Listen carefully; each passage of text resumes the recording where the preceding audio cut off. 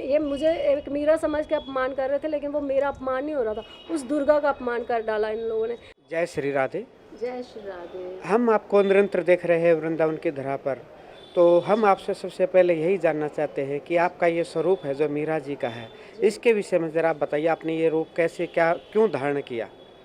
देखो, कोई भी स्वयं रूप धारण नहीं करता है, क्योंकि जो उसका रूप होता है वो ऑटोमेटिकली जब वो भक्ति को अपनाता है या भक्ति साधना करता है, तो जब भक्ति प्रबल हो जाती है, ऊंचाइयों पर पहुंचती है, साक्षात्कार ईश्वर का होता है, आत्मज्ञान होता है, आत्मबोध होता है, तो उसे तब अपना वो स्वरूप जो है नज़र आता है। एक मुझे मीरा रूप ही नहीं, मुझे तो अपने इस स्वयं में जब मैंने ईश्वर के दर्शन किए तो मुझे स्वयं में मतलब जैसे भगवान ने ब्रह्मांड दिखाया था मुख में, तो उसी तरह से मुझे अनेक रूप मुझे स्वयं में वो दिखे। पर ये दूसरों के लिए बड़ी परिस्थिति, मतलब दूसरों के लिए बड़ा कठिन है समझना मुझे, और ये मेरे लिए भी बहुत कठिन हो गया कि समय समय पर मेरे इस शरीर में रूप जो है प्रकट होते हैं, कभी मीरा का, कभी राधा रानी का, कभी कृष्ण जी का, तो कभी दुर्गा का। तो जैसे कोई राक्षस आया तो उस समय मेरे में कभी दुर्गा मतलब अपने चंडी रूप में प्रकट होती हैं, कभी काली रूप में। तो जिस जिस तरह का मनुष्य होता, भक्तों के लिए जो है वो भक्त कोई बड़ा भाव वाला है या उसके लिए करुणा चाहिए तो राधा रानी रूप प्रकट हो जाता है। जब बहुत भाव होता है नृत्य करने का तो वो मीरा रूप प्रकट हो जाता है। तो रूप देखिए, दुर्गा माँ ने सप्तशती में कहा है, मेरे ही सारे संसार में जितने भी नारियों के रूप हैं वो मेरे ही रूप जो है विचरित कर रहे हैं। तो वही है वो दुर्गा, क्योंकि मैं दुर्गा की और शिव की भक्ति बहुत किया करती थी बचपन से। तो वो ही दुर्गा ने जब इस शरीर में जब भक्ति बहुत ऊंचाइयों पे जाती है तो वो ईश्वर जो है वो अपना रूप प्रकट कर लेता है। तो दूसरों के लिए ये समझना बहुत मुश्किल हो जाता है। तो वो सोचते हैं ये मीरा आई है, मीरा मतलब कोई जो राक्षस हैं उनको तो बहुत बुरा लगेगा, इन्होंने इनको क्यों उठाया हुआ है भगवान को, या ये क्यों नृत्य कर रही हैं। तो वो मतलब जो राक्षस प्रवृत्ति के होते हैं उनको बहुत बुरा लगता है। लेकिन जो ईश्वर के प्यारे होते हैं भक्त, वो बहुत खुश होते हैं, उनको तो दिख जाएगा वो रूप कि मीरा आई, या जो जो भाव जिसने बनाया होगा तो वही रूप उनको नज़र आता है। किसी को दुर्गा रूप, किसी को मीरा रूप, तो किसी को राधा रानी रूप। तो उनके भावों के अनुसार वो रूप उनको दिखते हैं और उनको दिखे। पर ये है कि जो राक्षस रूप है वो जब अज्ञानता से भरे हुए मनुष्य हैं, वो स्वयं की पहचान नहीं कर सकते, तो वो कैसे दूसरी आत्मा की पहचान कर सके, या वो तो भगवान खुद की पहचान नहीं कर सकते, वो भगवान की पहचान क्या करेंगे या मेरी पहचान क्या करेंगे। तो इसीलिए मैंने ये देखिए, ये मेरा जब भक्ति बहुत प्रबल हुई, मैंने 28 साल सोचिए अकेली मैं इस पथ पे इस यात्रा पे निकली थी। 1993 में इस यात्रा के लिए निकली थी भगवान की तलाश में। अब यही जानना चाहेंगे कि आपके अंदर ये भक्ति पथ पर चलने के संस्कार कहाँ से और कब आए? देखिए, संस्कार जो है वो माँ बाप के संस्कार ही मनुष्य के अंदर आते हैं। तो मेरी माता जी मतलब कृष्ण जी की बहुत भक्त थी, और वो रोज़ श्रृंगार किया करती थी मंदिर में, और मेरे को साथ में ले जाती। मैं सबसे मतलब उनकी प्रिय थी, मुझसे ज़्यादा प्रेम था, तो मुझे ही मंदिर ले जाती थी। तो वो रोज़ उनका श्रृंगार किया करती थी। मैंने रोज़ उनकी हेल्प करानी श्रृंगार करवाने में कन्हैया की। और बड़ा मतलब देखते ही देखते ना, मुझे एक दिन बड़ा ध्यान से देख रही, जैसे ही माँ गई तो मैं बड़ा ध्यान से देख रही थी कि क्या ये बोलते हैं या, क्योंकि उस समय इतना बच्चा मासूम ही होते और मैं बहुत बोली रही हूँ। तो मैंने सोचा ये बात करेंगे क्या या नहीं करते, तो मैं बातें करने लगी। क्या आप बात करोगे, कितनी देर में करोगे क्या बात? तो भगवान ने आंखें झपकाई, ऐसे आंखें झपकाई और मुस्कुराए। अब माँ आई तो मैंने बता दिया उनको, मैंने कहा अरे अभी भी ना कन्हैया ना आंखें झपका रहे थे और ये मुस्कुरा रहे थे, क्या ये बात करना चाहते थे? तो माँ ने सोचा ऐसे बोले, वो कहते नहीं अभी नहीं बात करेंगे, जब तुम बड़ी होंगी ना तब करेंगे। तो मैंने कहा था कि कितनी बड़ी? तो वो कहने लगे जब तुम इनकी मूर्ति की जितनी हो जाओगे ना तब बात करेंगे। तो उन्होंने तो टालने के लिए कहा, पर मैं मतलब जो बात कोई बोल देता था ना उसको पकड़ लेती थी। तो मैंने मतलब दूसरे दिन गई तो जाके खड़े होके मूर्ति के साथ खड़ी होके तो मैं माप करने लगी कि मैं बड़ी हुई कि नहीं। ऐसे करते करते मैं मतलब उस समय मैं 7 साल की थी, 7 साल से लेके 13 साल की उम्र तक मैं रोज़ मेजरमेंट करती थी अपना। तो जब 13 साल की हुई तो तब मैंने देखा उनके जितनी बराबर मूर्ति के, तो मैंने सोचा हाय मैं बड़ी हो गई, आज तो बात करेंगे। तो बड़े भावुक वो होती थी, मतलब वो दिल में रखती थी कि भाई कब इतने टाइम रह गया, अब इतना समय रह गया, इतनी बड़ी हो गई थी। तो माँ कहने लगी अब अभी नहीं करेंगे, अब और बड़ी होंगी तो तब करेंगे। तब मुझे बड़ा दुख हो गया, अरे इन्होंने तो मुझे बोला था कि जब इनकी जितनी बड़ी होगी तब बात करेंगे। तब मैंने बोला था मैं नहीं आऊँगी घर, मैं तो बात करके ही आऊँगी। तो मतलब थोड़ी सी ज़िद्दी रही थी, जिसके पीछे पड़ना तो उसको करके छोड़ना है। तो माँ ने सोचा आ जाएगी अभी खेल खुल के, क्योंकि घर के आगे ही मंदिर था। तो क्योंकि पुजारी का सारा काम जो है वो पंडित जी हैं वो मेरे माता जी को ही देते थे, क्योंकि क्या है हमारे घर के आगे मंदिर बनवाया हुआ था जिन्होंने। हम खुद भी जो है पंडित ब्राह्मण जो हैं, मतलब पंडित ही हैं। और मैं क्षत्रिय फैमिली में इसलिए पली हूँ क्योंकि होगा कोई पिछले जन्म का संबंध। और ये सत्य बात है, जब मुझे आत्मबोध हुआ, आत्मज्ञान हुआ, तब भगवान ने मतलब वो लीलाएं करा रहे हैं।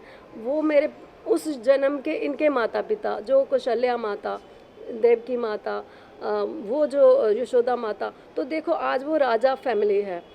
तो भगवान ने क्या है उनकी सेवा करानी थी। तो मुझे देखो जन्म मेरा वहाँ हुआ, तो उधर मुझे पलने के लिए देखो मुझे वहाँ जाना पड़ा। इन्होंने भेजा मुझे कि भाई तुम्हें अगर मतलब ये बीच में क्या होते हैं, लोगों को पता नहीं होता, जब तक अज्ञानी है मनुष्य उसको क्या पता कि वहाँ के अरे दो दो माता पिता कैसे, भगवान के भी तो दो दो माता पिता हुए। तो मेरे तो चार चार माएँ मेरी मुझे पालने वाली थी, जिन्होंने मेरी पालना की। और मैं बड़े एक मतलब राजा परिवार में मेरा पलना हुआ। भले ही मैंने उनकी मेरे को बहुत रहता था कि मैं इनकी सेवा करूं, सेवा करने का। ये थोड़ा विस्तार से बताएंगे कैसे आपका जन्म हुआ, फिर राजा परिवार में, अलग परिवार में आपका पालन पोषण, ये कैसे क्या मतलब वृत्तांत है वो इसके? जी देखिए ऐसा है, मेरे जो जन्म जब मेरा हुआ तो पंडितों ने मेरे फादर जो हैं वो 6 महीने वहीं रहते थे वैष्णो देवी में। वो बहुत बड़े भक्त थे वैष्णो देवी के, और वो कॉन्ट्रैक्ट लेते थे 6 महीने, वो बिल्डिंग बनवाते। जितनी शराएँ पहले बनवाई हुई हैं उनके हाथों से ही बनी हुई हैं। तो 80 में मतलब उनका स्वर्गवास हुआ। तो वो क्या है 9 कंजके रोज़ पूजा करते थे, भक्त थे वैष्णो देवी के। अब मेरा जन्म वहाँ पर हुआ, तो क्या हुआ जब जन्म हुआ तो कुंडली दिखाई गई। तो कुंडली दिखाई गई तो उन्होंने बोला जी भाई इनकी कुंडली ऐसी अलग सी ही है, और ये जो कन्या है दूसरों के लिए बहुत अच्छी है, मतलब जिधर चरण जाएंगे मतलब लक्ष्मी ही लक्ष्मी, लेकिन आपके ऊपर भारी है ये, तो आप इनको मतलब किसी को दे दो, किसी को दे दो आप। तो उन्होंने सोचा अब कहाँ देंगे, फिर मेरी मासी को दिया गया, और मासी की बेटी उन्होंने ली। मासी की बेटी जो है वो उन्होंने बोला कि चलो आप अपनी बेटी दे दो, हम अपनी बेटी कुछ समय के लिए दे देंगे। तो इस तरह से फिर मेरी मासी ने मुझे पाला। फिर मासी ने भी मुझे 7 साल तक मतलब 7 साल से लेकर 13 साल तक पाला, और 13 साल फिर मुझे उस राज्य परिवार में दिया गया। क्योंकि वो स्कूल में जाते थे मेरी मासी जो है, तो उन्होंने कहा कि बहुत सुंदर बेटी है, उनकी कोई बेटी नहीं थी। तो उन्होंने कहा आप हमें ये बेटी दे देंगे? तो मेरी माँ ने कहा कि हाँ ठीक है दे देंगे, क्योंकि वो उनका अपना स्कूल था प्रिंसिपल। और मतलब राजा परिवार में मेरी माँ ने कहा कि चलो, मैं अब तो बीमार ही रहती हूँ, उनको ही मैं माँ मानती थी मासी को, तो इसलिए उन्होंने कहा चलो ठीक है आपको हम दे देते हैं। तो मेरा इसलिए उनको दे दिया गया। मतलब उनके पहले उस टाइम पे एक ही बच्चा था उनका, तो फिर दूसरा भी हुआ, बट मुझे उन्होंने एक एज ए बेटी के रूप में उन्होंने लिया, और मेरा वहाँ पलना हुआ। तो ये लीलाएं होती हैं। वो समझ लीजिए कि सुमित्रा माता के वहाँ भेजा। फिर वो दूसरे वाले परिवार जो था राजा परिवार, वो कहने लगे, मैं एक्चुअली बहुत ये आर्ट में मेरा बहुत इंटरेस्ट रहता था, मैं फ्लावर अरेंजमेंट करती थी। तो मैंने कहीं पे किया तो वो मैं फर्स्ट आई। तो वो कहने लगे अरे इनको हम अपने ले जाते हैं। वो कहते हैं हम आपको अपने ले जाएंगे, आप हमारे अरेंजमेंट करना फ्लावर्स। तो मैंने बोला ठीक है, मैंने किया। उनके सारे फर्स्ट प्राइज़ आए, जो कि फ्लावर शो होता है लेबॉर्ट्री में, साल में एक बार होता है, तो सारे। तो वो कहने लगे अरे अब हम इनको अपनी बेटी के रूप में ही रखेंगे। तो वो जब भी मतलब फैशन डिज़ाइनिंग उनकी बेटियां करती थी, तो वो कहते थे कि मैंने उससे पहले ही, मुझे पहले वालों ने करवाया हुआ था, तो मैं सारे कपड़े डिज़ाइन मैंने करके दे देती थी, तो वो आगे उन्होंने दिखा देना। तो उस राज परिवार में मेरा मतलब राजों की तरह मेरा जीवन बीता। तो उसके बाद 1991 में मैंने बुटीक खोला अपना। तो बहुत चला, बहुत काम।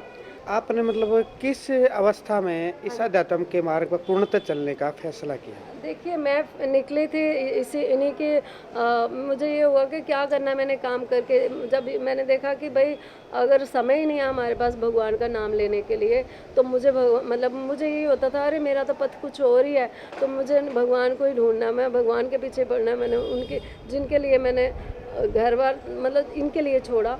मैं 93 में मैंने त्याग कर दिया बुटीक का। तो फिर मैं निकली मतलब लंबी यात्रा के लिए। सबसे पहले तो मैं मतलब उस 93 में पहले मुझे ये कृपालु महाराज सच लेके आए। उन दिनों मैं तड़प रही थी कोई तो मुझे लेके जाए वृंदावन। सुना हुआ था कि वृंदावन में भगवान रहते हैं। तो ये कृपालु महाराज जो हैं इनका मतलब जो कश्मीर के लोग हैं वो भाग भाग के जम्मू आ रहे थे, कैंप लगा हुआ था। तो मेरी मासी जी हैं वो बहुत मतलब भगवान को बहुत मानते। तो वो कहीं पे भी कुछ होता तो वो लंगर के लिए देने के लिए जाते थे, बोरियां भर भर के पूरा ट्रक भर के राशन देने जाते थे। वो कहते राधिका चलना है, देखो एक महाराज आए हुए हैं, कोई कहते हैं वृंदावन से। अरे वृंदावन से आए हुए हैं, उधर देख के आते हैं भंडारे के लिए। तो जैसे ही मैंने वृंदावन सुना मैंने कहा हाँ चलो चलो चलो। मैंने सोचा मेरे लिए भेजा होगा भगवान ने कोई संदेशा। तो मैं जैसे ही उनके साथ गई उन्होंने राशन दिया। तो अब क्या है इतने संगत बैठी थी तो उसमें अनाउंस किया गया कि भाई वो जो कन्या बीच में बैठी हैं उनके लिए संदेशा है। तो सारे कहते कौन। मैं उस समय भी मतलब ठाकुर जी साथ रखती थी और हाथ में मेरे एक तारा रहती थी। तो मुझे मेरा बड़ा दिल करता था कि मैं बैराग में थी तो मैं गाती थी रो रो के कन्हैया के पता नहीं क्योंकि जब मैंने बोला ना शुरुआत यहाँ से हुई थी कि जब मैं भगवान के मंदिर में माँ ने बोला था कि नहीं मिलेंगे। तो मैंने बोला कि नहीं आप निकल जाना, आपको निकलना ही पड़ेगा। ये कह रहे हैं आप नहीं निकलोगे, आज मैं आपकी जितनी बड़ी हो गई। तो जब मैं सिर फोड़ने लगी बहुत मैंने बोला अगर 100 गिनूंगी नहीं निकलोगे तो फिर देखना मैं क्या करती हूँ। जब नहीं निकले 100 गिनने पे तो मैं सिर फोड़ डाला। और तब भगवान साक्षात साकार रूप में जो उन्होंने झलक दिखाई थी इतनी खूबसूरत। जैसे आप ये देख लीजिए मतलब इतने सुंदर मुखड़ा, इतने खूबसूरत वो बाल उनके घुंघराले, क्या आंखें थी उनकी लंबी लंबी, मतलब वो झलक नहीं देखी जा सकती। तो जब जैसे ही मैंने बोला अरे आप निकल गए मतलब इतनी खुश हुई। मैं भूल गई कि भगवान है। मैंने सोचा मतलब उस समय यही था कि ये निकल आए हैं। मैंने कहा आप यहीं खड़े रहना, मैं माँ को बुला के लाती हूँ। मैं भागी भागी गई जैसे ये घर दिख रहा है ऐसे में जाके माँ को बोला चलो चलो जल्दी देखो कन्हैया निकल गया, आप कह रहे थे नहीं निकलेंगे। माँ आई तो देखा आगे भगवान वहाँ पे नहीं थे। मुझे बड़ा दुख हो गया कि अरे कहाँ चले गए। अब मुझे ये होता था कोई मुझे झूठा ना समझे। माँ कहती हाँ ऐसे ही निकल जाते हैं भगवान पता कैसे मिलते हैं, बड़ी बड़ी तपस्या करनी पड़ती है, वो भी ठंडे पानी में बैठ बैठ के तब जाके भगवान मिलते हैं। तो तब मैं ठंडे पानी में मैंने सोचा अब कहाँ ठंडे पानी में बैठूँ। फिर मुझे याद आया अरे हमारे घर के आगे तो नहर बहती है। तो मैं सवेरे ही जाके सुबह जाके बस इतने पानी में मतलब नीचे वाली सीढ़ी में बैठना, सिर्फ गर्दन बाहर उसमें बैठ के ओम नमः शिवाय मतलब उसमें मैं ज़ोर ज़ोर से बोली जाऊँ। जैसे ही माँ को सवेरे पता चला बोलने लगे अरे कहाँ चली गई, कभी भी नहीं उठती 4 बजे कहाँ तो सारे कहते इधर को देखा था हमने नहर वाली साइड। वो जैसे ही आगे उन्होंने जाके देखा आगे मैं पानी में बैठी हुई, मेरी गर्दन बाहर। मेरी माँ ने सोचा ये बह जाएगी क्योंकि वहाँ पर बिजली बनती थी, मतलब बिजली वहीं पे तैयार होती थी। तो वो एकदम ऊपर को उछाल जाते थे, उनको यहीं पर तो लोग मर जाते हैं और ये यहाँ बैठी हैं। अब उसके बाद जैसे ही मैं बाहर निकली 12 बजे मेरी माँ मुझे डांटे, बोले अरे कौन सा काम पकड़ लिया है, किसने बोला था ये। मैंने कहा आप ही ने तो बोला था कि ठंडे पानी में बैठने से मिलते हैं, तो इसलिए मैं ठंडे पानी में तपस्या कर रही। तो अब मैं तो रोज़ ही मतलब मानूँ ना, मैंने सोचा पहले मैं इनको सच करके बताऊंगी, ये मुझे झूठा समझ रहे हैं कि भगवान नहीं आए थे। तो मैंने बोला ठीक है जब तक वो मुझे मिलेंगी तब तक तो मैं करूँगी। मैंने 3 महीने तप किया, ये घोर तपस्या। तो उन्होंने अपना रूप फिर वो ब्रह्मांड रूप जो दिखाया, मतलब ये जो है ब्रह्म ज्ञान उन्होंने किया। उस सूर्य का जो तेज और उसी में जो सारे ब्रह्मांड की शक्तियाँ सारी वो दिखा दी।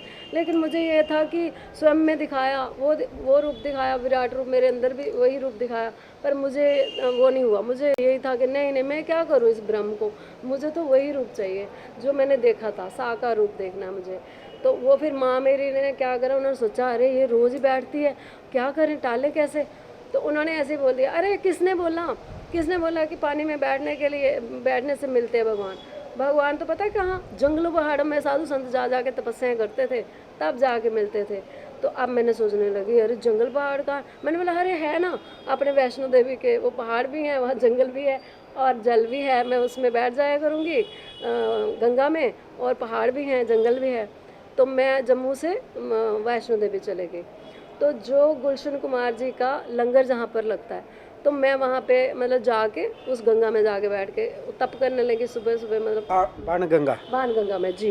के विषय में एक क्वेश्चन करना चाहता हूँ कि बहुत से लोगों को आपके जन्म स्थान के बारे में भ्रांति है।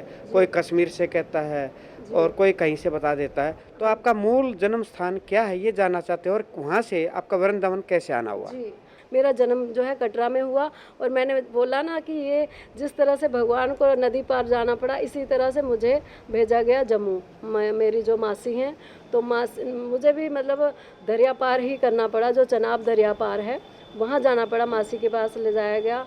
और मैं मासी के पास पली हूँ, और मासी मेरी जो माँ से भी ज़्यादा प्रेम, जैसे कन्हैया को माता यशोदा से बेहद प्रेम, उनका नाम कृष्णा था मेरी माँ का, तो उनसे मुझे इतना प्रेम था कि मतलब उनकी शक्ल देखे बिना भी मैं रह नहीं सकती थी। मुझे होता था कि अगर मैं, जैसे वो जब स्कूल में छोड़ने जाती थी तो उन्होंने ऐसे टर्न हो जाना, तो मुझे इतना दुख हो जाना कि मैं शक्ल नहीं देखूंगी तो मतलब कैसे निकालूंगी इतना समय। तो वो जब इतनी दूर जाने तक वो पीछे टर्न फेस अपना पीछे रखती थी, आगे चलती थी, ताकि इनका दिल घट जाएगा।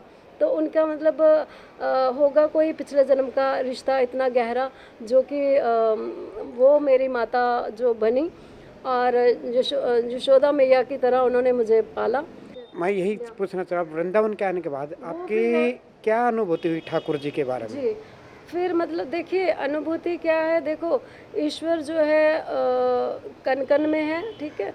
पर ये मैं बताना चाहती हूँ कि जिस तरह से मेरा आना हुआ यहाँ, वो फिर मैंने माता जी को बोला कि माता जी मुझे भी वृंदावन जाना है।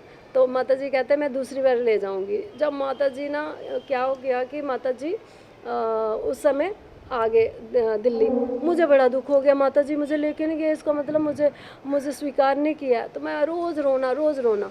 तब ये कृपाल महाराज जी के जो पार्षद हैं ब्रिज कंकर, ये वहाँ पर गए जम्मू में। देखो लीला बनती है, तो हम लोग भंडारा देने वो मासी के साथ गए, तो तब बोला गया ये बीच में जो कन्या है तो उसके लिए संदेश है। अब मैंने सोचा मेरे लिए ही बोला होगा, भगवान ने कोई चिट्ठी भेजी होगी, तो जो इस तरह से बोल रहे। जैसे मैं गई, वो कहते मैंने जाके बोला नहीं, मैंने बोला हरे कृष्णा। तो क्योंकि यहाँ पर लोग राधे राधे बोलते हैं, हमें पता नहीं था बिल्कुल, मतलब इन चीज़ों का ज्ञान ही नहीं था बिल्कुल भी। तो वो कहते राधे राधे। तो मैंने सोचा अरे मेरा नाम ले रहे हैं। मैंने बोला आपको कैसे पता कि मेरा नाम राधे है? मैंने कहा कहीं आप कन्हैया तो नहीं जो बूढ़े बन के आ गए? वो हंसने लगे, कहते वृंदावन जाना चाहती हो? मैंने बोला अरे ये भी आपको पता है, इसका मतलब सच्ची में ही आप कोई कन्हैया हो जो बूढ़े बन के आए हो? तो वो कहने लगे, मैंने कहा जाना तो चाहती हूँ, लेकिन ना कोई जाने नहीं देता। हमारे जम्मू में ये होता है, लड़की के लिए इतनी पाबंदी होती थी कि 5 बजे तक घर में आना चाहिए। बाहर अगर कोई पढ़ने भी गई है या ट्यूशन या कुछ, 5 बजे तक घर पे होना चाहिए। तो हमारे बिल्कुल बाहर नहीं निकल सकती लड़की को, बहुत पाबंदी। मैं क्या जाना तो चाहती हूँ, कौन जाने देगा? हमारी बड़ी बड़ी दीवारें हैं उधर, तो कोई बाहर ही नहीं निकलने देता, मुझे कोई नहीं जाने देगा, तो मैं जाना चाहती हूँ। वो कह लगे इधर ही बैठ जाओ, अभी इंतज़ाम हो जाएंगे। उन्होंने अनाउंस कर दिया, कहते देखिए गाड़ियाँ जाएंगी वृंदावन के लिए, और जिसने जाना अपना अपना नाम लिखाओ। सब ने लिखाने लगे, मैंने भी फटाफट लिखा। फिर मैंने मासी को सब घर पे बोला सबको, देखो अब तो मैं अकेली नहीं जा रही हूँ ना, सारी संगत जा रही है, मैं ऐसे कोई अकेली थोड़ी जा रही। तब जाके इजाज़त मिली कि चलो सब लोग जा रहे हैं तो जाने दो। तब ये महाराज जी के पास जो ब्रिज कंकर हैं, वो संगत लेके जम्मू से आए। वो मनगढ़ में मनगढ़ में, क्योंकि प्रेम मंदिर तब नहीं बना था, तो मनगढ़ में अभी शुरू ही हुआ था इनका, मतलब वो जैसे वहाँ पे लेके गए तो अब सत्संग चलने लगा। सत्संग चल रहा है तो उस समय भी ये होता था कि मेरी उंगली एकदम चक्कर घुमकने लग जा। मुझे समझ नहीं थी क्यों घुमक रहा है। जैसे ही वो जितनी तेज़ी से राधे राधे गाते थे ना, तो वो मेरा इतना घुमकने लगना। अब महाराज जी उठ के आते, वो सोचते हुए, वो देखते थे पास आके कि भाई इनका ये घुमक क्यों रही है, फिंगर इनकी क्यों घुमक। लेकिन मुझे भी उस समय समझ नहीं थी इन चीज़ों की। तो फिर मेरे हाथ इशारा होते थे, तो महाराज जी कहने लगे ये मीरा ना अब आज गायन करेगी, मीरा गायन करेगी। तो मैं कभी मतलब एक बार स्टेज पे वहाँ गाया था वैष्णो देवी में, वो माता जी के सामने। तो दूसरी बार इन्होंने बोला कि मीरा गायन करेगी, इन्होंने मुझे नाम मीरा का दिया।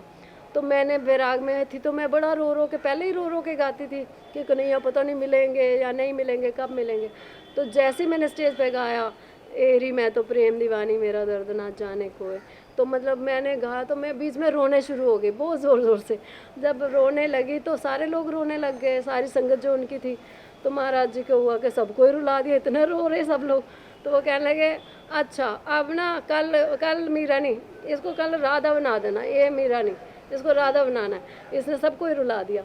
तो दूसरे दिन मुझे, मैं एक देखो ना लीला भगवान की, मैंने सारे कपड़े जो थे ना, मेरी गोपियाँ बोलने लगी कि तुम्हारा इतना कपड़ा है, तुम्हारे कपड़ों का क्या होगा। तो मैं लिफाफों में डाल डाल के ना अपनी गोपियों को, फ्रेंडों को डांट दिया था। मैंने बोला अरे मैं हमेशा के लिए जा रही हूँ, उनको बताया था मैंने कि मैंने वापस नहीं आना। तो वो बोलने लगी तुम्हारे कपड़ों का क्या होगा। मैंने कहा आप लोगों को चाहिए तो मैं आप लोगों को दे देती हूँ, पीछे वाले रास्ते से मैंने भर भर के उनको देती गई। फिर एक लहंगा था रानी कलर का, तो मैंने सोचा ये नया ही है तो ये मैं राधा रानी को उधर पहना दूंगी, कोई मूर्ति मुझे जो मिलेगी। तो मैं उनकी चेलियों को दिखाया हुआ था, मैंने बोला अरे एक मैंने लहंगा नया ही है, ये मैं राधा रानी इधर कोई है उनको पहना देना है मैंने। तो वो कहने कि महाराज जी ने बोला है तो आपको ही राधा बना देना है, ये वही तुम्हें पहनाया जाएगा, चलो पहनो। मुझे वही लहंगा पहनाया गया, मेरा श्रृंगार किया गया और एक कृष्ण बनाया गया। बोलने लगे चलो आज स्टेज पे। मैंने सोचा अरे मैं तो नृत्य नहीं कर सकती हूँ, मेरे को तो सिर्फ गाना ही मतलब गाती हूँ, मैं नृत्य कभी किया नहीं। तो मैंने बोला कि नहीं मुझे तो नृत्य नहीं आता, आपको ही करना पड़ेगा क्योंकि मेरी लाज रख लेना, क्योंकि मैंने नृत्य कभी किया नहीं।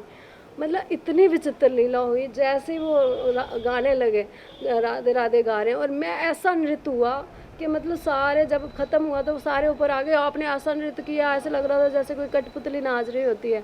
तो मैंने दिल में सोचा कठपुतली तो थी, मैं तो नाच ही नहीं रही थी। इन्होंने मतलब अपने आप हाथ मेरे मुड़ रहे थे, अपने आप ही क्लासिकल टाइप का तो यहाँ पे एक भाव होता है, मैं ये पूछना और भी लोग जानना चाहेंगे फिर वो लेके कि आए। कृष्ण जी की कृपा पाने के लिए ठाकुर जी की हाँ जी। कि मन में क्या भाव आना चाहिए तब ये कृपा करेंगे। देखिए एक तो प्रेम भाव होना चाहिए और दूसरा आपके देखो प्रेम सबसे ऊंची प्रेम सगाई। भगवान के लिए तो प्रेम रखते हो, ऐसे नहीं मिल जाएंगे भगवान से तो प्रेम कर लिया, कोई मनुष्य आया उससे नफरत कर ली तो कभी नहीं मिलेंगे। पूरा जीवन कोई भक्ति कर लेगा कभी नहीं मिलेगा।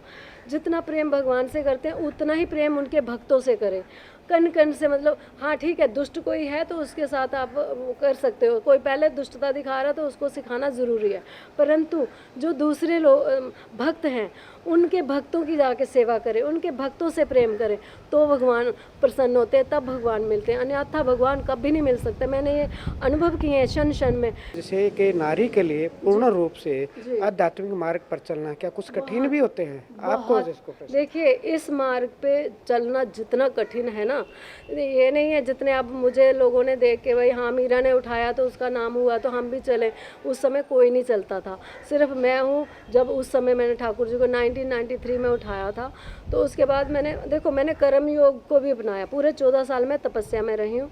जब वो माता जी मतलब ये कृपालु महाराज जी के शिष्य लेके आए यहाँ पर मनगढ़ में, मैं फिर वृंदावन लेके आई, क्योंकि मुझे ये था कि कन्हैया कहाँ है, कन्हैया नज़र नहीं आ रहे। तो वो कहने लगे अरे वो वृंदावन में रहते हैं। मुझे ये था असली वाले जो होते चल वो, फिर जैसे ही उन्होंने बोला वृंदावन तो मैंने कहा यहाँ क्यों है, चलो चलो वहाँ चले। तो वो संगत सारी यहाँ पर हम लोग आए वृंदावन में। तो यहाँ आके मैं पूछूँ सबको कि भाई कन्हैया कहाँ मिलेंगे, तो किसी ने बोला कि अरे वो वहाँ मैं यहाँ पे ही चिंतामणि मंदिर में ही रुकी। तो उसके बाद वो सारे कहते भाई वो मिलेंगे आपको बांके बिहारी। अब बांके बिहारी गए तो मैंने एक मटकी से ले ली, उसमें माखन भरवा लिया। मैंने सोचा कन्हैया को, मैं हमेशा जन्माष्टमी पे भगवान को माखन की मटकी और बांसुरी ही भेंट करती हूँ। तो मैं कहती थी मैं क्या दे सकती हूँ, कुछ देने के योग्य नहीं हूँ, बस आपको माखन प्रिय है और बांसुरी यही दे सकती हूँ। तो हर मतलब उस पर जन्माष्टमी पे मैं उनको मतलब गिफ्ट उनको ये देती। तो मैं लेके गई जैसे ही बांके बिहारी, अब बड़े हक से जाके, जैसे मैं लाइन में आगे खड़े होते तो मैंने जाके खड़ी हुई तो मैं दरवाज़ा पीटने लगी, ठा ठा पीटू। अरे मैं बोलूँ कन्हैया देखो कौन आया है, दरवाज़ा खोलो ना। मेरे को ये था कि अंदर ही मतलब इतनी बोली थी मैं बता नहीं सकती। तो मैंने कहा देखो ना कौन आया, मैंने सोचा वो समझ जाएंगे। तो इतनी देर में ना जैसे मतलब ऑटोमेटिकली दरवाजे पहले मतलब जल्दी खुल गए तो लोग भागने लगे, अंदर भीड़ रश। अब मेरे को ये था कि कन्हैया, मैं छोटी सी हूँ और कन्हैया मुझे देख नहीं पाएंगे इतने रश में, तो मैं बिल्कुल ऊंचाई वाली जगह पे जाके खड़ी हो गई। मैंने बोला किसी को मैसेज दे देती हूँ तो वो अंदर जाके बता देंगे उनको, तो वो आ जाएंगे बाहर बात करने के लिए। तो मुझे ये नहीं पता था कि भाई मूर्तियाँ होती हैं। अब पंडित को एक देखा, मैंने बोला पंडित जी इधर आओ इधर आओ। तो वो कहते जी, मैंने बोला पंडित जी कन्हैया को बोलना राधिका ना जम्मू से मिलने आई हैं, तो बस इतना मैसेज दे देना, बस वो समझ आएंगे। अब पंडित जी अंदर गए, उन्होंने सबको पूछा कि भाई है कोई कन्हैया नाम का पंडित की कोई कन्या उधर बाहर खड़ी हैं, वो बोल रही हैं कि मतलब मिलना है। तो सारे कहते भाई कन्हैया नाम का तो कोई नहीं है यहाँ, बृजमोहन है, बंसीलाल, मतलब अलग अलग नाम। सारे आ गए, कहते भाई यहाँ कन्हैया नहीं रहते, यहाँ कोई कन्हैया नहीं रहते। मैंने कहा सब तो कह रहे थे बांके बिहारी में रहते हैं, अब आप कह रहे हो कि यहाँ नहीं रहते, तो फिर कहाँ रहते हैं? वो कहते अरे आपको पता होना चाहिए, आपके रिश्तेदार हमें क्या पूछ रहे हैं आप हैं? मैंने बोला अरे मेरे, वो तो सबके ही है रिश्तेदार। तो तब वो कहते हैं अरे तुम्हारे रिश्तेदार हमारे रिश्तेदार कैसे होंगे? मैंने बोला अरे होंगे क्यों नहीं, सभी नहीं बोलते कन्हैया कन्हैया कहते। मैंने माखन भी लेके आई थी, बांसुरी लेके आई थी उनके लिए। कहते अच्छा तो आप भगवान की बात कर रहे हैं? मैंने कहा जी। कहते क्या करना दर्शन? मैंने कहा जी। कहते आओ मिलाते हैं। तो वो ऊपर ले गए, पहले मतलब पट बिल्कुल अंदर तक ले जाते थे। जैसे ही उन्होंने पर्दा पीछे किया, कहते लो मिल लो। अब मैं ना ऐसे जान के देख रही हूँ, मैंने बोला अरे मुझे तो दिखाई नहीं दे रहे। मैंने कहा कहाँ पंडित जी, मुझे तो नज़र ही नहीं आ रहे। कहते नज़र नहीं आ रहे? मैंने कहा नहीं। कहते ये इतने बड़े सामने, ये मूर्ति सामने इतनी बड़ी नज़र नहीं आ रही है। मैंने बोला अरे मूर्ति थोड़ी, जो असली वाले होते हैं, जो चलते फिरते हैं। वो कहते अरे बोला ना यही होते हैं। मैंने बोला नहीं ये नहीं, जो भैया असली होते हैं जो चलते फिरते। कहते बोल दिया ना नहीं मिलेंगे कहीं पे, मूर्ति मिलेगी। मैंने कहा सच बोल रहे हो, मूर्ति होती है, असली नहीं होते जो चलने फिरने वाले। कहते दिमाग मत खराब करो, बोल दिया ना। मैंने कहा और कहीं मिलेंगे? कहते भागो यहाँ से, पागल कहीं के आ गए। बोल दिया ना जहाँ जाओगे वहाँ मूर्ति मिलेंगे, कहीं नहीं मिलेंगे।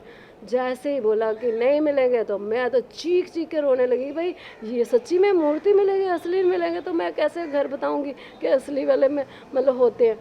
जब बड़ा रो रही, चीख के रो रही, तो पहली दफ़ा हुआ था कि बांके बिहारी के मतलब मालाएं सारी टूट के गिर पड़ी। जैसे ही टूटी हैं तो वो एक पंडित ने उसे उठाई, उसको गांड लगा के मेरे गले में डाला, बरता राधे राधे देखो वो कह रहे हैं मैं यहीं पे हूँ मूर्ति में, लो डालो बड़े गले में। मेरे गले में उसने माला क्या डाली, सारे ही डालने लग गए। जैसे ही मैं इधर तक माला, मैं रोती जा रही, नहीं चाहिए मुझे नहीं चाहिए माला, मेरे को सही बताओ रहते कहाँ है वो, सच्ची बताओ कहाँ रहते हैं। अब एक कोई संत थे बुजुर्ग से, वो बड़े ध्यान से देख रहे थे। उन्होंने सोचा ये, कहते बेटा इधर आओ। आए, कहते बेटा आप सच में मिलना चाहते हो भगवान से? तो मैंने कहा और क्या, झूठी में मिलने चाहती थी मैं रो के। मैंने कहा मैं इतनी दूर से पता चल के आई थी और ये कह रहे हैं मूर्ति मिलेगी, कन्हैया नहीं मिलेंगे। मैं अब कैसे, मैं इतनी दूर से चल के आई थी। तो वो बेचारों ने देखा ये बोली सी, कहते बेटा हाँ एक जगह है, हम लेके जाते हैं आपको वहाँ। वो फिर मुझे निधिवन लेके गए। तब उन्होंने निधिवन दिखाया कि यहाँ पर आते हैं, रास करते हैं, तो यहाँ पर मतलब रात को जो है रास कर। तो तब जाके मैंने अब सोचा, जैसे दिखा दिया, फिर कहते ये मत सोचना यहाँ रह जाओ, मेरा नाम लगा दो और मुझे मरवा दो। तो चलो बाहर, मेरे को बाहर यमुना तक छोड़ दिया उन्होंने जी। पहले जो भाव था ठाकुर जी के प्रति और अब भाव में क्या अंतर है? जी हाँ ऐसा है। तब देखो ये उस समय भाव जो था, एक चाह थी, इच्छा थी पाने की, इनको मिलने की, है ना, तड़प थी एकदम, जैसे मछली तड़पती है ना वैसी तड़प थी बहुत ज़्यादा। तो वो भाव था एकदम तड़प, प्रेम इतना। अब जो भाव है, अब मतलब जैसे आनंदित हो गई हूँ, अब मुझे कोई चाह नहीं है, मतलब कोई भी किसी चीज़ की कोई इच्छा नहीं रही ना, मतलब ना ईश्वर अब पता ही चल गया कि अंदर है, तो मैं कहाँ मतलब वो करूँ। हाँ ये जैसे होता है भाई चलो उनका कहीं प्रचार हो रहा है या कहीं पे उनके मंदिर हैं तो दर्शन करने के लिए जाते हैं या सत्संग सुनने के लिए जाते हैं, पता भी है कि घट में है, फिर भी जब उनका प्रचार सुनते हैं ना, जैसे कथाएँ भागवतें, तो इसमें उनकी वो बात सुनने को मिलती है जो हम सुनना चाहते हैं। तो लगता है हम भोजन पा रहे हैं, मतलब वो जो रस पान कर रहे हैं, वो भागवत है हमारा भोजन है ये। अब मुझे भूख नहीं लगती, मैं शाम को एक समय खाती हूँ।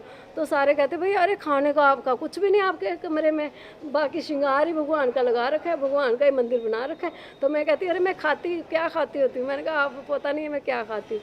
तो मैं खाता भोजन जो है मेरा, ये भागवतें है मेरा भोजन, मतलब भागवतें जो है उनको पान करती हूँ मैं, उनका रस पान करती हूँ। तो इसलिए मैं भागवतों में जाती हूँ। पर जो मैंने ये देखा कि जब मैं यहाँ आई थी द्वारिका से शादी करके, तो एक कंस है यहाँ का माना हुआ, उस कंस ने मेरा आते ही सामान चोरी किया। वो भी एक कारण होता है। कारण क्या बना, मैंने जो इनको बोलती हूँ वही कर देते हैं ये। मैंने कहा था कन्हैया मुझे दिखाना ज़रा, मुझे भक्तों से भी मिलाना, क्योंकि आपके भक्त तो इतना आपको ढूंढते रहते, आप मिलते तो हो नहीं उनको, और मुझे दिखाना वो कैसे होते हैं भक्त, ताकि मैं उनको मिल के ना उनको दिलासा तो दूंगी थोड़ा कि आ जाएंगे कन्हैया। उनसे भी मिलाना और दुष्टों से भी मिलाना, राक्षसों से जिन्होंने आपको तंग किया था, कंस से, रावण से, इन सब से मिलाना। मैं क्या, मैं छोड़ूंगी नहीं उनको। तो मैंने ऐसे ही उनके मतलब एक वैसे ही भाव में एक टाइम पे बोला था, तो वो इन्होंने ऐसी लीला करी, आते ही सीधे कंस के वहाँ पे मतलब चरण अपने लेके गया। और कंस ने क्या किया, मैं रुक्मिणी रूप में रहती थी जब द्वारिका से शादी करके आई हूँ, तो मैं पूरे मतलब जेवर यहाँ से लेके यहाँ से पहने होते थे, मतलब कुछ चीज़ें इन्होंने प्रकट करके दी थी। यानी कि आपने भगवान श्री कृष्ण से विवाह किया हुआ है विधि में? जी जी, मेरा विवाह भी बड़ा मतलब ऐसा विचित्र विवाह हुआ है। तो मतलब मेरे साथ तो प्रत्यक्ष लीला बचपन से चल रही हैं। मैं जब मतलब मैंने आपको बताया ना, मैंने 14 साल पूरे तपस्या में रही।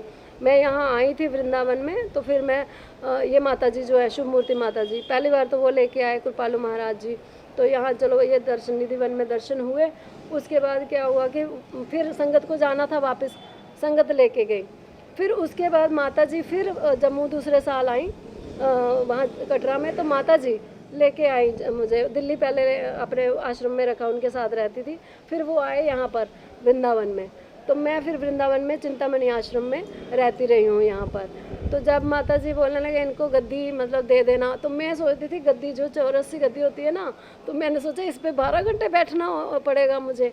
तो मैंने सोचा अरे मेरे को एक ही गद्दी पे बिठा देंगे, मैं उठ नहीं पाऊँगी। तो मैंने बोला मैं नाचना होता है मुझे, मेरे को नृत्य का बड़ा होता था, गाना होता है। तो मैंने बोला अरे मैं तपस्या करनी है, ये बोल रहे हैं गद्दी पे बिठा देना। तो मैंने सोचा मैं अपना तपस्या में निकलती हूँ। तो मैं मतलब निकल गई तपस्या के लिए उधर को ऋषिकेश, पहले हरिद्वार गई, उधर से फिर ऋषिकेश, फिर मैं बद्रीनाथ, केदारनाथ, अमरनाथ, मतलब ये यात्रा मैंने 14 साल मैंने तपस्या, फिर हिमाचल। तो ये 14 साल मैंने पूरे तप करके फिर मैंने सोचा अब 14 साल मेरे पूरे हो गए। तो फिर मैंने चंडीगढ़ में आके मैंने कर्म योग को अपनाया। मैंने सोचा अब मैं कर्म करके खाऊंगी, थोड़ा विश्राम भी कर लूँगी, क्योंकि चंडीगढ़ का मतलब है चंडी का मंदिर वहाँ पे है, तो इसलिए वो विश्राम करना चाहा। अच्छा, मैं एक चीज़ जानना चाहता हूँ। वैसे तो इंसान की इच्छा और भावना पल पल बदलती है। जी अगर आपसे पूछा जाए जी, तो आपकी अंतिम इच्छा क्या रहेगी ठाकुर जी से? देखो अब मेरी कोई इच्छा अपनी नहीं है, लेकिन ये है कि मैं इंसाफ चाहती हूँ देवियों का, जो देवियों के साथ हुआ। देखिए कोई आज तक अपने लिए तो हर कोई सोचता है कि भाई मेरा ये काम हो जाए, मेरा ये हो जाए, मतलब मैं दुखी हूँ, मैं दुखी हूँ। किसी ने देवियों के दुख के बारे में सोचा? किसी ने नहीं सोचा। देवियों को मेरे को सताया गया है यहाँ, मतलब देखो ये 2000 से ही मेरे पे राक्षसों के प्रहार होने लगे। जब जब शक्ति प्रकट होने लगी तब से मेरे पे प्रहार होने हो क्योंकि ये इनको मैंने ये बोला था कन्हैया बताना मुझे, राधा का भाव बताना, राधा के साथ क्या हुआ था, मीरा के साथ क्या हुआ था और आपके साथ क्या हुआ था। तो सबसे पहले इन्होंने मेरे को आते ही यहाँ पर मीरा का भाव उस समय इन्होंने दिखाया कि मीरा के साथ क्या हुआ था। फिर राधा मेरे में जब प्रकट हुई तो राधा के साथ दिखाया इन्होंने क्या, मीरा के साथ अत्याचार चले थे, वही अत्याचार जैसे ही मैंने यहाँ पर आई उसने मेरा चोरी शरेआम किया। चलिए अब अंत में आपसे एक चीज़ जानना चाहिए, वैसे तो है फिर कभी चर्चा करेंगे आपसे विस्तार से। कोई एक पद या कोई भाव कृष्ण जी के प्रति जिससे सब लोगों को एक आनंद हो? जी मैं गाती हूँ। इससे पहले मैंने कहा, आपने मेरे से ये पूछा था कि आपकी क्या इच्छा, तो मैंने बोला था और मेरी अपनी कोई इच्छा नहीं है, मेरी एक इच्छा है कि इंसाफ दिलाना चाहती हूँ मैं देवियों को।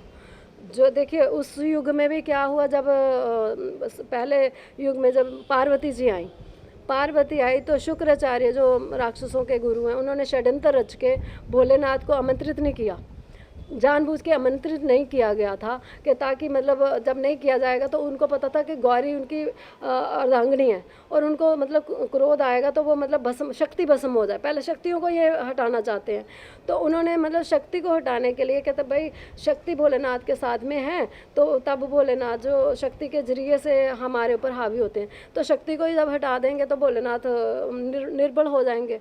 इसलिए उन्होंने आमंत्रित नहीं करने दिया, भड़का के किसको, जो दक्ष थे, तो उनको आमंत्रित नहीं किया। तो दुखी होके सीता ने सती माता को दुखी होके अपने प्राणों की आहुति देनी पड़ी। जब उन्होंने देखा अपमान, मतलब घोर अपमान में सबको बुलाया गया, एक मेरे पति को ही नहीं बुलाया गया भोलेनाथ, उन्होंने आहुति दी अपने हवन कुंड में। क्यों दी? क्योंकि षड्यंत्र था ये राक्षसों का। तो आज भी मैं कहूँगी सनातन धर्म वाले हिंदुओं जागो कि ऐसे ऐसे षड्यंत्रकारी आज भी इस युग में तो और भी हैं ऐसे ऐसे कंस रावण। अब तो हर जगह कंस ही कंस, रावण ही रावण हो चुके हैं। उस समय आहुति दी उन्होंने, दुखी होकर फिर सीता रूप आया, ठीक है। सीता रूप आया तो रावण ने क्या, लोगों को नहीं पता इस बात का, क्योंकि जब ये शक्तियाँ प्रकट होती हैं तो मुझे ऑटोमेटिकली ये ज्ञात सारा पता चलता है कि कब क्यों कैसा क्यों ये हुआ। सीता माता आई, सीता माता को जानबूझ के हरण किया रावण ने कि भाई रावण को ने हरण किया, सीता को हरण करूँगा तो राम जी निर्बल हो जाएंगे और राम जी की मतलब एक उनका अपमान होगा कि भाई उनकी पत्नी को कोई ले गया उठा के। तो मतलब उनको अपमानित करने के लिए उन्होंने सीता का हरण किया। सीता माता ने एक धर्म के रक्षा के लिए, वो एक सम्मान रखने के लिए कि भाई ये संत रूप में है, दूसरे रूप में वो संत का रूप बना के आए थे, रावण आया था। तो सीता ने अपना धर्म निभाने के लिए वो मतलब देने के लिए, भिक्षा देने के लिए कदम बाहर रखा। उनको क्या पता था कि धर्म को निभाते हुए ऐसा उसके साथ छल हो जाएगा। तो वो जब लेके गए, चलो युद्ध होके 14 साल पहले ही वो उनको वनवास हुआ। तो जब वनवास हुआ उस रावण ने उसी सन जान लिया था कि मैं बचूंगा नहीं, लेकिन उसको यह था कि ये मेरी नहीं हो सकी तो दोबारा मैं राम जी की भी नहीं होने दूंगा। तो उन्होंने क्या किया था, अपने गुप्तचरों द्वारा वो जो धोबी था ना, तुच्छ धोबी, 2 कौड़ी का धोबी, उसको संदेशा भेज दिया हुआ था कि अगर सीता वहाँ पहुँची, मैं मर गया तो तुमने क्या करना है, तुमने लाछन लगाने हैं सीता के ऊपर, लाछन लगाने हैं कि हाँ सीता ऐसी थी ऐसी थी।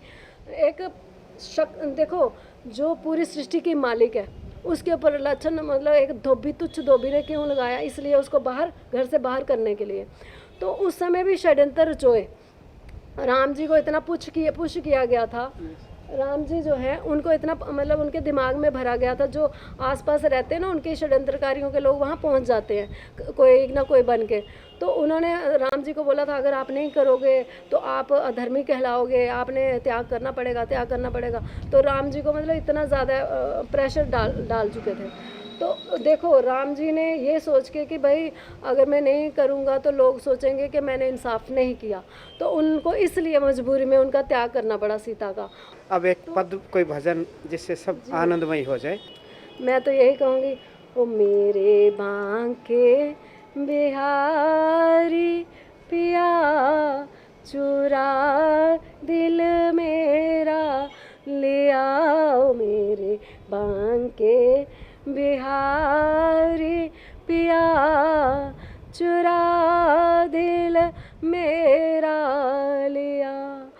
हो हाय हाय तूने ये क्या किया, ओ हाय हाय तूने ये क्या किया, चुरा दिल मेरा लिया। हो मस्ती में मैं ऐसे खोई, प्रेम दीवानी ये मीरा होई, ओ तेरी मस्ती ने पागल किया, चुरा दिल मेरा लिया। आप हमारे संतवाणी चैनल को सब्सक्राइब करें, वीडियो को लाइक करें, शेयर करें और हाँ, बेल आइकन पर क्लिक करना बिल्कुल ना भूलें ताकि हमारी किसी भी वीडियो की सूचना सबसे पहले आपको मिले।